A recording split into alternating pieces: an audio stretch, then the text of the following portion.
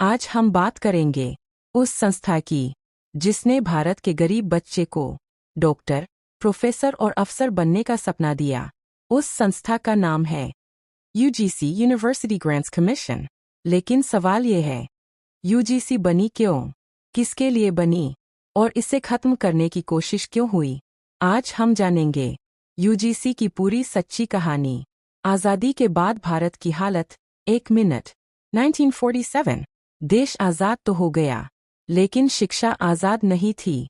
पढ़ाई अमीरों के हाथ में थी। दलित, पिछड़े, गरीब बच्चों के लिए कॉलेज सपना था। हर राज्य अपनी मर्जी से यूनिवर्सिटी खोल रहा था। किसी डिग्री की कीमत थी, तो किसी की कोई वैल्यू नहीं। देश को डर था, अगर शिक्षा बिखर गई तो लोकतंत्र टूट जाएगा। बाबा साहेब की सोच। 1 मिनट। डॉ. भीमराव अंबेडकर ने साफ कहा था, शिक्षा वह शेरनी का दूध है, जो पिएगा वही दहाड़ेगा।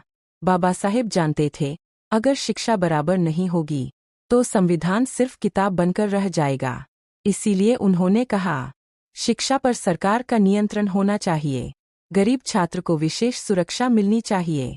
यहीं से यूजीसी की नींव पड़ी। यूजीसी का जन्म। 1 मिनट। साल था 1956। भारत की संसद ने पास किया यूजीसी एक्ट 1956 और बनी यूनिवर्सिटी ग्रांट्स कमीशन। अब पहली बार देश में यूनिवर्सिटी का एक कानून, एक समान शिक्षा नीति, एक केंद्रीय निगरानी संस्था। यूजीसी को कानूनी ताकत मिली। यूजीसी के बड़े काम। 2 मिनट। यूजीसी ने 4 ऐतिहासिक काम किए। 1. यूनिवर्सिटी को मान्यता। बिना यूजीसी अप्रूवल कोई भी यूनिवर्सिटी वैध नहीं। 2. गरीब छात्रों को मौका। Scholarship, fellowship, hostel fund. 3. Net और जेआरएफ। गरीब छात्र भी प्रोफेसर बन सके, इसीलिए यूजीसी नेट शुरू हुआ। 4. शिक्षा की क्वालिटी, प्रोफेसर की योग्यता, सिलेबस, रिसर्च का स्तर, सब तय किया यूजीसी ने। संविधान और सामाजिक न्याय। 1 मिनट। यूजीसी सीधे जुड़ी है। अनुच्छेद 15 समानता, अनुच्छेद 17 छुआछूत समाप्त, अनुच्छेद 46 एससी सेंट ओबीसी की शिक्षा सुरक्षा। इसलिए यूजीसी सिर्फ संस्था नहीं, सामाजिक न्याय की ढाल है। जब शिक्षा बाजार बनने लगी। 1.5 मिनट। समय बदला, प्राइवेट यूनिवर्सिटी बढ़ी, मोटी फीस, डोनेशन सिस्टम, शिक्षा व्यापार बन गई।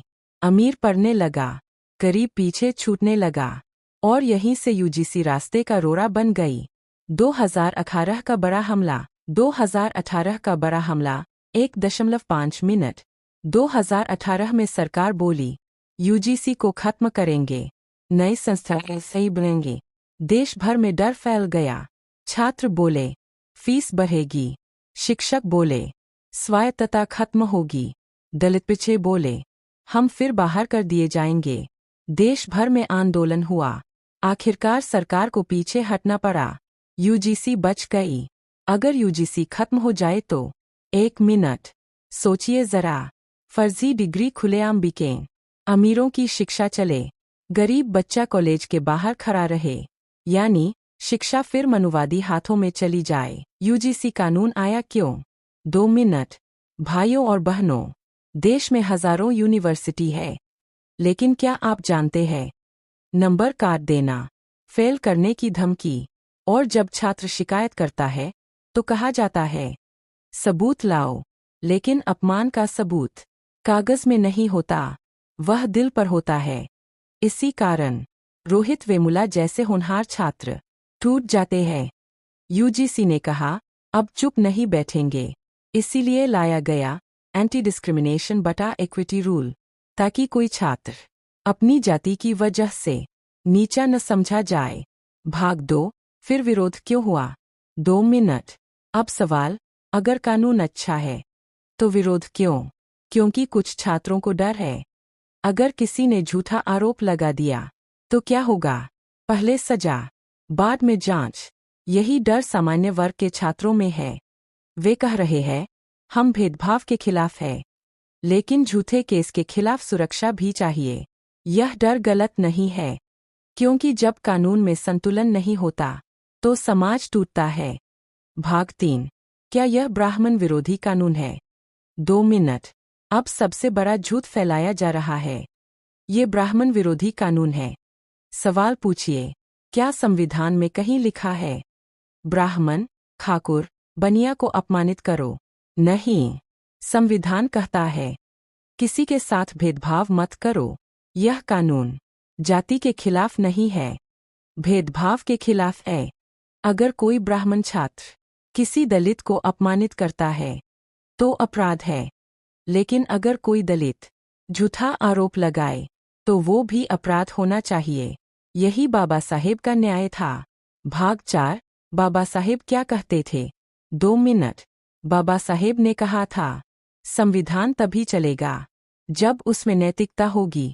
उन्होंने कभी नहीं कहा एक वर्ग को दबाओ और दूसरे को ऊपर बैठाओ। वे कहते थे समानता का मतलब सबको न्याय मिलना। आज अगर कानून ऐसा बने जिससे एक को डर लगे और दूसरे को ताकत, तो वो आम्बेडकरवाद नहीं है। आम्बेडकरवाद मतलब न अत्याचार, न बदले की राजनीति। समाधान क्या है? 1.5 मिनट। समाधान बहुत साफ है। सरकार को 3 चीजें जोड़नी चाहिए। 1. झूठी शिकायत पर सख्त सजा। 2. निष्पक्ष जांच समिति। 3. दोनों पक्ष को सुनने का अधिकार। अगर ये 3 बातें जुड़ जाएं, तो दलित छात्र सुरक्षित, सामान्य छात्र भी सुरक्षित, शिक्षा का माहौल शांत। यही सच्चा संविधान है। अंतिम संदेश 1.5 मिनट। आज देश को लड़ाई नहीं चाहिए, देश को समझ चाहिए। बाबा साहेब ने हमें पत्थर नहीं दिया, संविधान दिया। और संविधान न ब्राह्मण विरोधी है, न दलित विरोधी। संविधान सिर्फ अन्याय विरोधी है। अगर आपको लगता है सच बोलना जरूरी है, तो इस वीडियो को शेयर कीजिए।